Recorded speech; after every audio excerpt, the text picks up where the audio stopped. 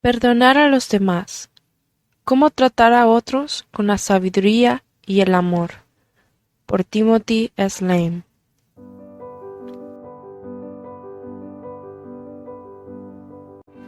Cuando María y Jorge cumplieron 25 años casados, María hablaba con orgullo de sus 5 hijos, pero baja la voz y se pone algo tensa cuando la conversación gira hacia su esposo.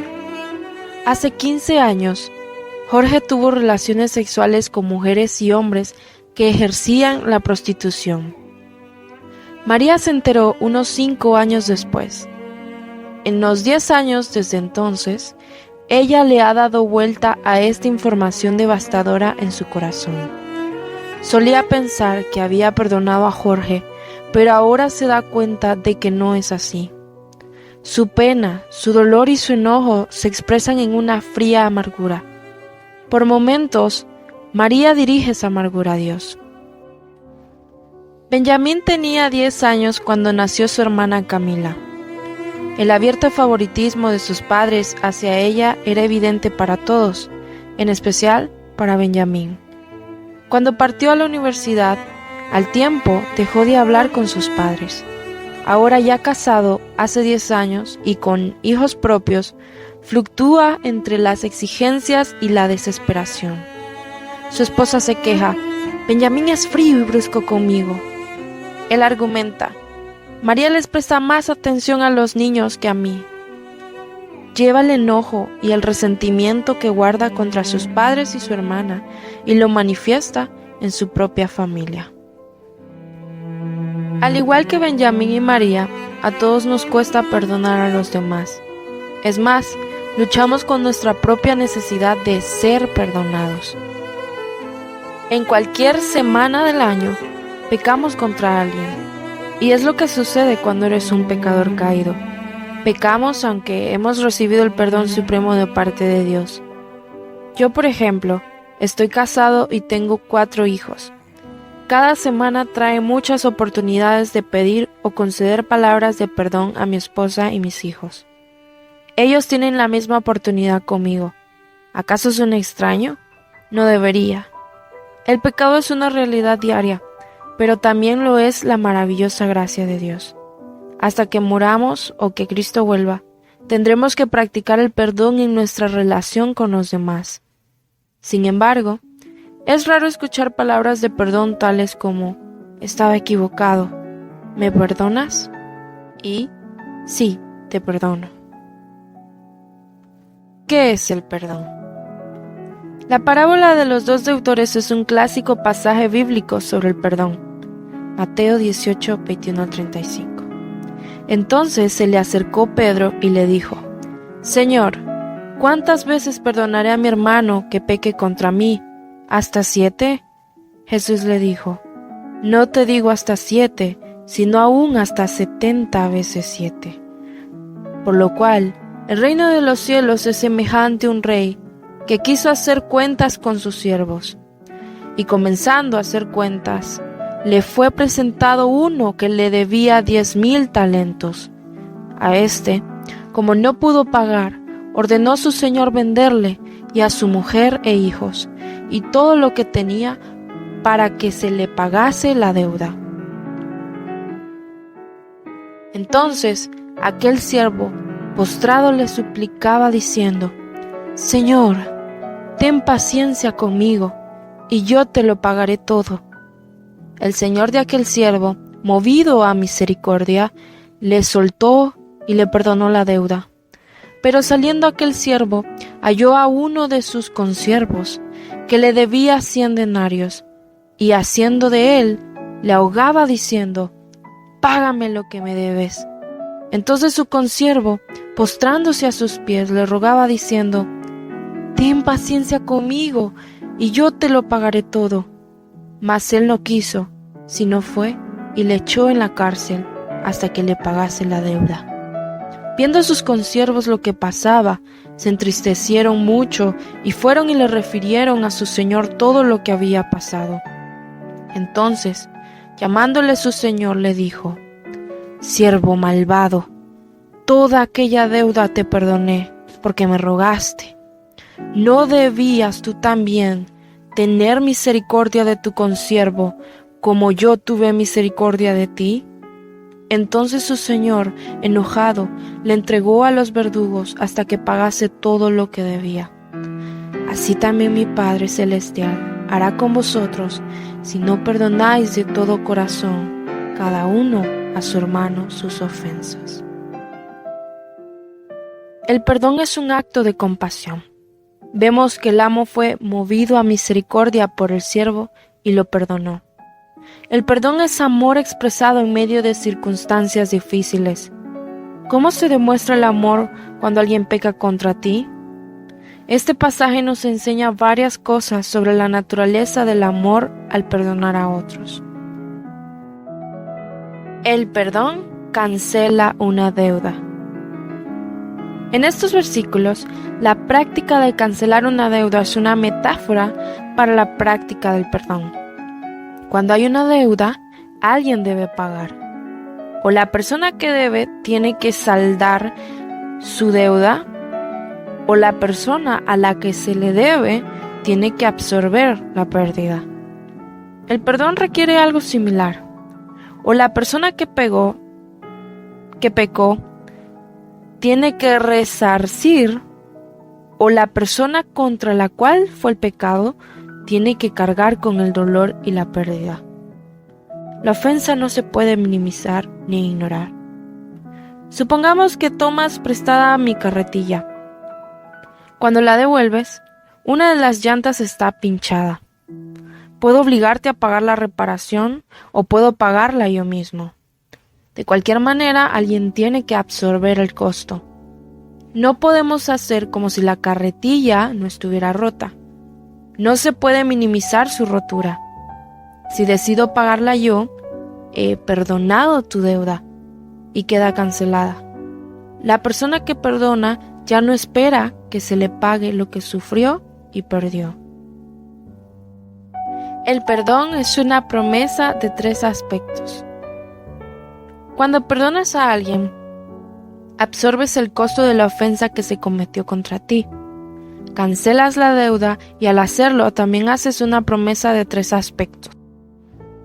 1. No volveré a sacar a colación esta ofensa ni la usaré en tu contra. La única razón para sacar a la luz la ofensa ante el ofensor es con el propósito de la reconciliación, no de venganza. 2. No lo hablaré con otros para chismear ni para difamarte. El consejo adecuado puede ayudarte a manejar una ofensa contra ti, pero con demasiada facilidad caemos en el chisme y terminamos culpando a la otra persona de todo. 3. No volveré a mencionarla ni siquiera para mis adentros, para darle vueltas a la ofensa. No reproduciré mentalmente el video de tu pecado para poder saborear cada detalle atroz. La falta de perdón rompe estas promesas. Cuando decidimos no perdonar, decidimos hacerle pagar a la otra persona por lo que ha hecho. La falta de perdón transforma a las víctimas en personas que victimizan. El siervo de la parábola no perdonó. En cambio, tomó del cuello al que le debía. Mateo 18:28. Cuando no perdonamos, somos activos, no pasivos.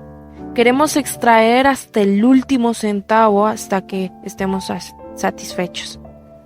Tanto María como Benjamín tienen una sed inagotable de tal restitución. María lo expresa con frialdad, Benjamín de forma explosiva. Cuando no perdonamos incluso las pequeñas ofensas de la vida cotidiana, emprendemos ese mismo camino. La única diferencia es que lo hacemos en un grado distinto. Sentimos el impulso inicial de ira justificada cuando alguien peca contra nosotros. Tomamos el lugar de Dios y distribuimos dosis de nuestra propia versión de justicia bíblica.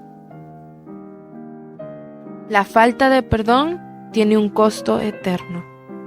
Practicar el perdón no es fácil y tiene un costo alto. pero también pagamos un precio cuando no perdonamos. La amargura destruye el corazón y las relaciones de aquellos que se niegan a perdonar.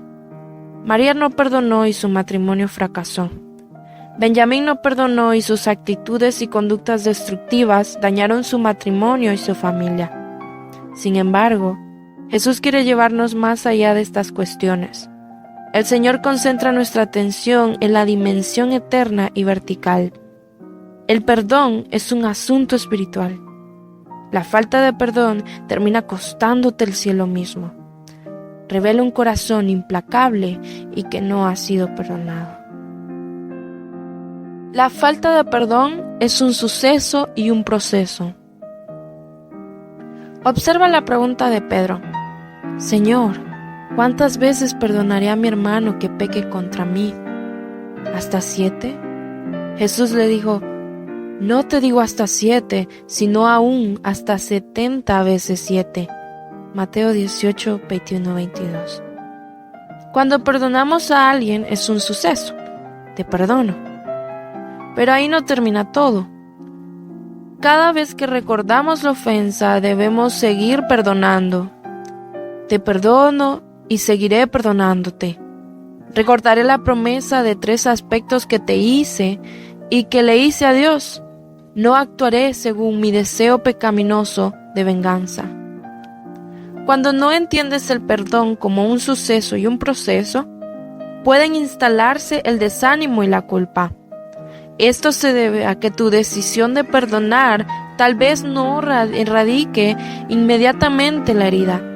La falta de confianza y el enojo que sientes hacia la persona que has perdonado.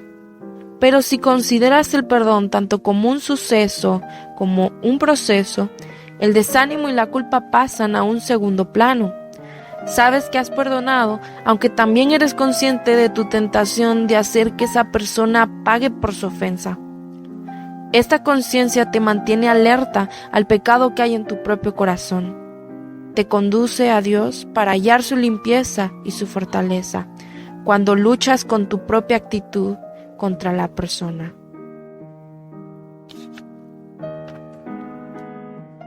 Perdonar no es olvidar.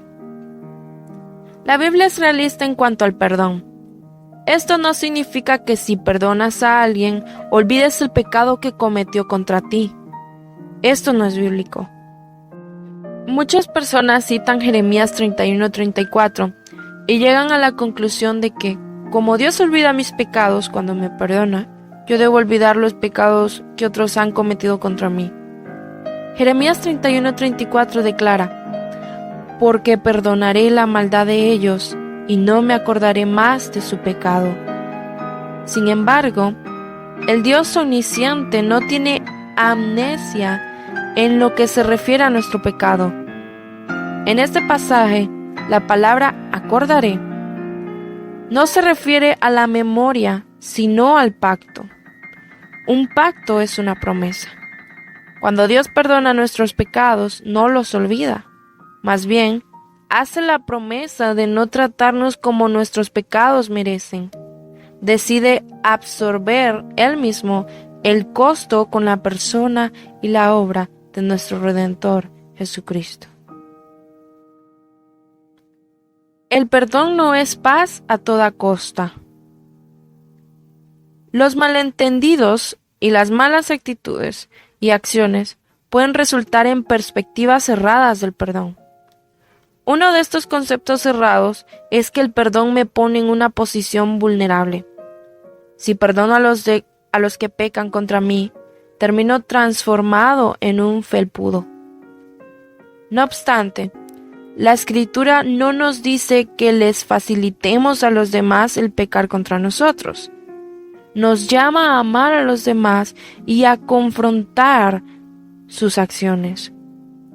Tal vez seamos llamados a sufrir de manera piadosa cuando no sea posible la confrontación que agrada a Dios. Ver 1 de Pedro 3. Pero la confrontación piadosa es importante. Es más, si no confrontamos adecuadamente, mostramos falta de amor. Las siguientes opciones de perdón están al alcance de María y Benjamín, aunque otra persona ha pecado gravemente contra ellos.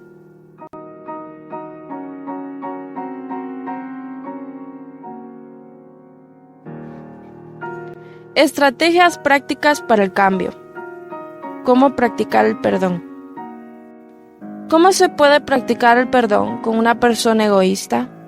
¿Y con alguien que peca habitualmente contra ti?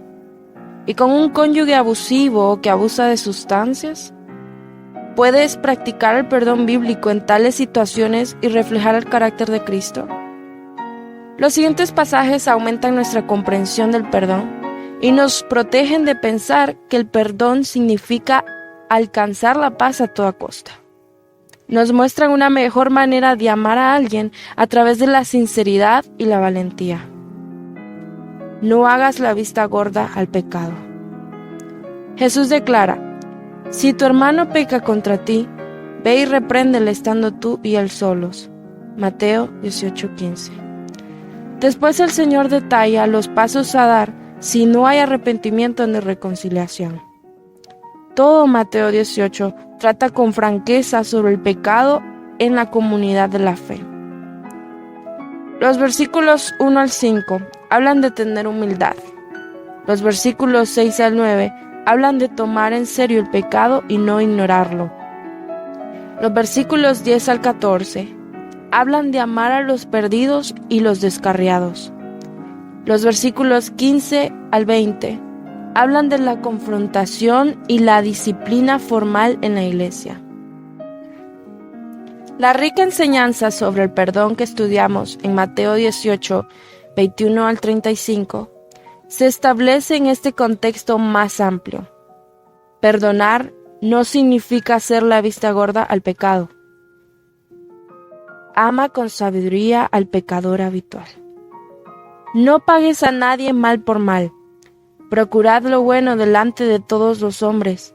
Si es posible, en cuanto dependa de vosotros, estad en paz con todos los hombres. No os venguéis vosotros mismos, amados míos, sino dejad lugar a la ira de Dios, porque escrito está: mía es la venganza, yo pagaré, dice el Señor. Romanos 12, 17 al 19. Este pasaje establece los límites para amar al que peca de manera habitual. No tomes el asunto en tus propias manos. En cambio, entrégale esa persona a Dios. Tu búsqueda amorosa de alguien tiene sus límites. Cuando se sobrepasan estos límites, el amor y la misericordia exigen un enfoque diferente. Tus intentos pueden incluir a otros creyentes. Mateo 18, 15 al 20. Tal vez tengas que dejarlos en manos de las autoridades civiles, tanto por tu seguridad como la de ellos. Romanos 12, 17 al 19. Pablo habla de la función legítima de las autoridades civiles cuando se trata de proteger y fomentar la justicia. Romanos capítulo 13. Los intentos de rescatar a una persona de conductas autodestructivas y abusivas pueden exigir que limites tu participación personal y permitas que otros intervengan. La separación física puede ser necesaria para tu propia protección. Sin embargo, la separación se realiza mejor con la ayuda de la iglesia o de las autoridades civiles. Y el objetivo de la separación es la eventual reconciliación. Hay ejemplos bíblicos que ilustran las decisiones que uno debería tomar cuando la paz no es posible. En diversas ocasiones, Jesús evitó la confrontación y el ataque físico. El apóstol Pablo, cuando lo acusaron de varios crímenes, apeló a las autoridades romanas por protección. Para amar bien a alguien, hace falta sabiduría. Esto no implica facilitarle a otra persona que peque contra ti. Rígete según un estándar bíblico alto. Mateo 5, 38 al 42 es un pasaje que se suele malinterpretar y que a veces se aplica de manera errónea y peligrosa. No enseña a facilitarles a los demás que abusen de ti y te maltraten. Tampoco habla de venganza. Si alguien peca contra ti, no devuelvas el golpe ni busques vengarte. Oísteis que fue dicho, ojo por ojo y diente por diente. Pero yo os digo, no resistáis al que es malo. Antes, a cualquiera que te hiera en la mejilla derecha, vuélvete también la otra, y al que quiera ponerte a pleito y quitarte la túnica, déjale también la capa. Y a cualquiera que te obligue a llevar carga por 1 milla, ve con el 2. Al que te pida, dale, y al que quiera tomar de ti prestado, no se lo rehuses. Mateo 5, 38 al 42. Este pasaje intensifica el llamado al discipulado cristiano. Nos llama a esforzarnos por el otro, incluso por los malos. En el ámbito personal, si alguien pega contra ti, deja de lado la venganza, permanece abierto a la posibilidad de una reconciliación y hazle el bien mientras tanto. La Iglesia y las autoridades civiles pueden intervenir por el bien de la seguridad y la justicia, pero la persona contra la cual se cometió el pecado no debe endurecerse, llenarse de amargura, ni volverse indiferente a la persona que cometió el pecado. En cambio, debe seguir diciendo, quiero tener una relación piadosa contigo, me niego a cerrarle la puerta a esta relación. El contexto más amplio de estos pasajes llama a la persona contra la cual se ha pecado a regirse por un estándar sumamente alto. Este grado de amor es imposible por nuestra cuenta. Solo Dios puede obrar este amor en nosotros mediante su Espíritu. Primero trata la actitud de tu propio corazón. Y cuando estéis orando, perdonad si tenéis algo contra alguno, para que también vuestro Padre que está en los cielos os perdone a vosotros vuestras ofensas. Marcos 11, 25. Mirad por vosotros mismos, si tu hermano pecare contra ti, repréndele, y si se arrepintiere, perdónale. Lucas 17:3. ¿Acaso estos dos versículos se contradicen? Marcos 11:25 parece decir que si mientras estás adorando recuerdas algún pecado que hayan cometido contra ti, debes perdonar de inmediato al ofensor. Pero Lucas 17:3 dice que debo perdonar solo si la otra persona se arrepiente. ¿Cuál de los dos es válido? Los dos. En estos dos versículos tenemos dos ejes del perdón, el vertical y el horizontal. En Marcos 11:25 vemos el eje vertical, el hombre a Dios. Aborda la actitud de mi propio corazón hacia esa persona, pero delante de Dios. Me llama a arrepentirme de la amargura y a perdonar. El perdón como actitud, la dimensión vertical, debe estar presente en mi corazón primero. Lucas 17:3, por otro lado, habla del eje horizontal del perdón, de persona a persona. El pecado como transacción entre dos personas solo es posible si el ofensor se arrepiente, reconoce el pecado y pide perdón. Pero incluso si el ofensor no se arrepiente, la persona ofendida debe mantener el perdón como actitud en la dimensión vertical.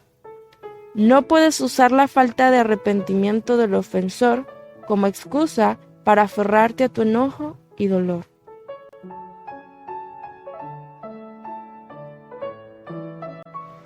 ¿Cómo pedir perdón? La manera en la que pedimos perdón es fundamental. Si derramo accidentalmente una taza de café caliente sobre ti, no he pecado contra ti, así que no necesito pedirte perdón. Sin embargo, debería disculparme por lo que hice. No obstante, si te arrojo una taza de café en la cara, he pecado contra ti. Tengo que pedirte que me perdones. ¿Una disculpa es lo mismo que pedir perdón? No.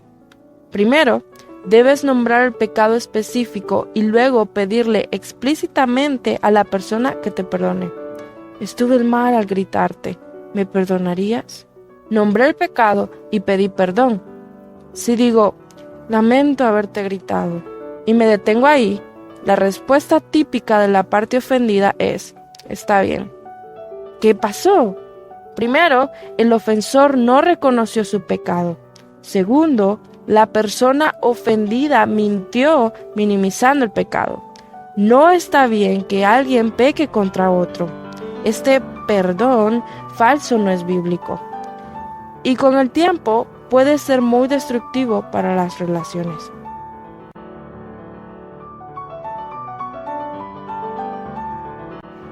¿Por qué no perdonamos? La parábola de los dos deudores resalta esta típica tendencia humana y pecaminosa. Erramos más al no perdonar que en el momento de hacerlo. Sin la gracia de Cristo que obra en nosotros, el perdón no se transforma en parte de nuestro estilo de vida. Dicho de manera sencilla, solo alguien que sepa que ha sido perdonado perdonará a otros. La persona que no lo sabe no perdona a los demás. Pero en cualquier caso, ninguno de nosotros podrá perdonar a otros en una medida similar a la que Dios mostró cuando nos perdonó por medio de Cristo. Mira lo que debían los dos deudores. El siervo inclemente le debía millones al rey en términos actuales. El otro siervo solo le debía algunos cientos de dólares. La primera figura representa cuánto hemos pecado contra Dios. Nos muestra cuánto perdón recibimos a través de la muerte y la resurrección de Jesús en los millones. Muestra por qué y hasta qué punto somos llamados a perdonar cuando alguien peca contra nosotros en los cientos. La Biblia no minimiza la gravedad del pecado que se cometió contra nosotros. 100 denarios, alrededor del salario de 100 días, era una suma significativa en esa cultura. Y esa cantidad de dolor es significativa para nosotros. No obstante, la parábola la coloca en el contexto más amplio de lo que Dios nos ha perdonado. Este pasaje enfatiza la gracia de amplio alcance de Dios y su perdón para nosotros a través de Cristo. Excede nuestra comprensión. Cuando nos rebelamos voluntariamente y pecamos contra Dios, Él no ignora nuestro pecado ni lo minimiza. No nos hace pagar. Absorbe Él mismo el costo a través de Jesús, nuestro sustituto, y paga nuestra deuda debido a su misericordia y su gracia. Esta comparación no minimiza el pecado entre dos personas, más bien muestra cómo Dios nos perdona, aunque hayamos acumulado una deuda muchísimo más grande de lo que cualquier persona podría pagar jamás. Sin embargo, podemos perder de vista el evangelio del perdón gratuito. Podemos no ver que, aunque es gratuito para nosotros, le costó muy caro a Dios. Le costó la muerte de su único hijo. Cuando no perdonamos, hemos perdido de vista nuestra propia deuda perdonada. Esto nos lleva a algunas de las razones por las cuales no perdonamos. 1. ¿No crees que necesites que te perdonen? Hay personas que dirían categóricamente, no necesito perdón. Pero cada vez que no perdonamos, demostramos esa creencia subyacente. ¿Qué piensas cuando alguien peca contra ti? No puedo creer lo que me hizo, yo jamás lo haría. Estos pensamientos revelan lo que hay en nuestro corazón. Lo que realmente queremos decir es, tal vez sea pecador, pero no soy tan malo. Esta es una mentira sutil. Nos salimos de la categoría de pecadores. No vemos con cuánta desesperación necesitamos la gracia clemente de Dios cada momento de nuestro día. En resumen, tenemos una actitud farisaica. Le hemos hecho cosas mucho peores a Dios de lo que cualquier persona puede habernos hecho a nosotros. Tenemos que considerar el estado de nuestro propio corazón cuando otra persona peca contra nosotros, aunque esta autoevaluación no nos resulte natural. Es una batalla espiritual por permanecer humildes cuando alguien peca contra nosotros. Permíteme decirlo de manera más rotunda. Supongamos que alguien pecó gravemente contra ti. Tienes dos opciones. 1. Perdonar y reconciliarte. O 2. Desterrar a esa persona de tu mundo. Si optamos por la segunda opción, revelamos una malevolencia pecaminosa hacia el perpetrador. Nos hemos olvidado de las maravillosas misericordias de Dios por nosotros en Cristo. Nuestros corazones se han endurecido y no podemos perdonar a los que pecan contra nosotros. 2. ¿No crees que eres digno de perdón? A veces, cuando has pecado o han pecado contra ti, es difícil superar una profunda sensación de vergüenza. Puede llevar tiempo que la experiencia constante de la gracia de Dios supere tu vergüenza y te llene del gozo del perdón de Dios.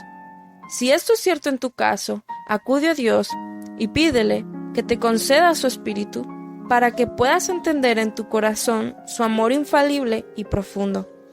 Pero también es posible que decir «no soy digno del perdón» sea en realidad una declaración de orgullo humano. Con esto, podrías estar expresando varias cosas.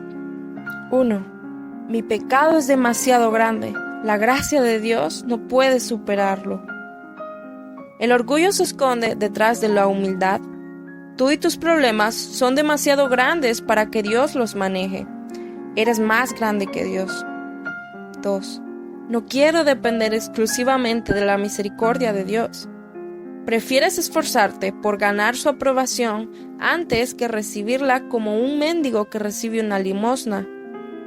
3. Dios tal vez me perdone, pero no puedo perdonarme a mí mismo. Esta afirmación puede ser otra clase de orgullo disfrazada de falsa humildad. Dios, el juez y árbitro en el Tribunal Supremo, te declara inocente, en virtud de lo que Cristo hizo por ti en la cruz. Pero cuando dices algo semejante, te colocas en la posición de juez y árbitro de un tribunal muy inferior e invalidas la decisión de la Corte Suprema. Esto revela un desprecio de la estatura de Dios como el juez supremo. Si no ves tu necesidad diaria de la misericordia de Cristo y no la experimentas de manera habitual, no se la extenderás a otros cuando pequen contra ti. 4. El gozo de su perdón se ha ido apagando.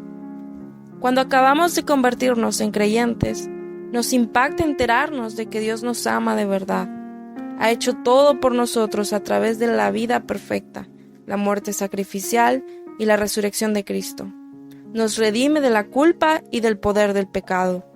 Pero con el tiempo, caemos en la monotonía de la vida cotidiana, con sus luchas y sus tentaciones. La verdad ardiente del Evangelio se va perdiendo y termina siendo una experiencia linda y cálida del pasado. Empezamos a manejar las provocaciones de la vida como hacíamos antes de ser creyentes. Sin embargo, la gracia de Dios ofrece muchísimo más.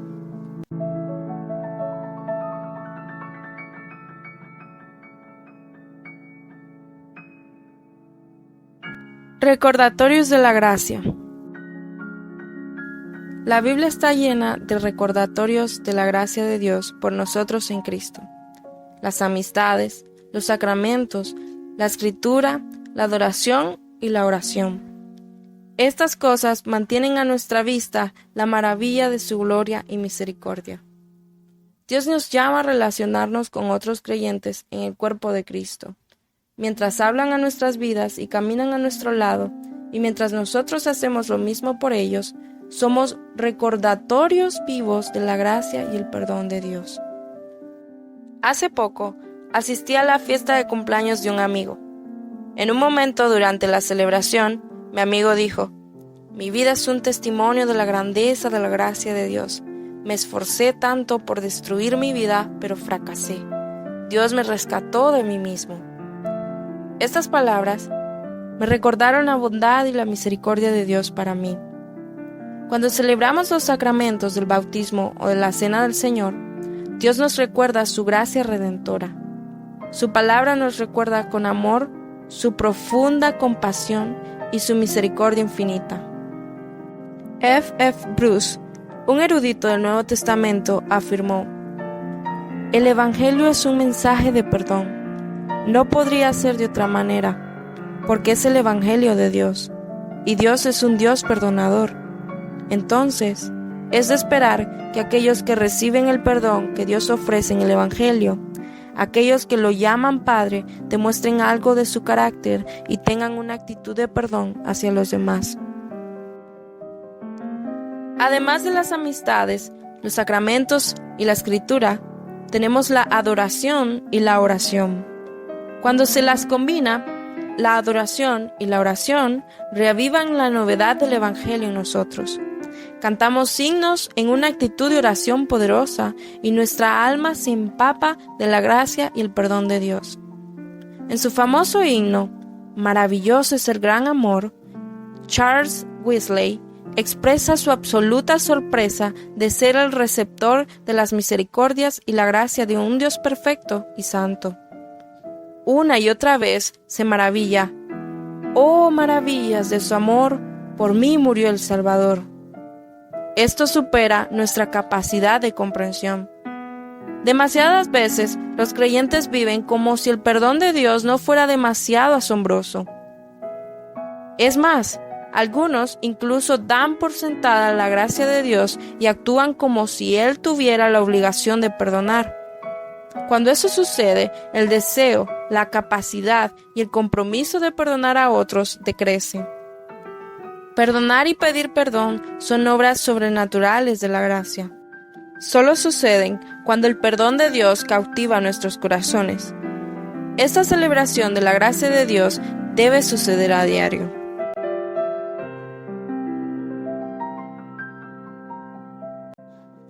¿A quién necesitas perdonar? ¿Qué pecados has cometido contra otros? ¿Necesitas confesar y pedirle perdón a alguien? ¿Puedes decir esas temibles pero libradoras palabras que honran a Dios? Me equivoqué al... Pequé contra ti. ¿Me perdonarías? O también, sí, te perdono. Decir cualquiera de estas dos cosas con una claridad bíblica, con franqueza y sinceridad, es una señal de que el Espíritu Santo está obrando en tu vida. Es evidencia de que eres partícipe del maravilloso perdón que es tuyo porque Jesús absorbió el costo de tus pecados. Perdonar a otros y pedir perdón nunca es fácil, pero por la gracia de Dios es posible. Cuando pedimos perdón y perdonamos, expresamos el amor de Cristo de maneras poderosas.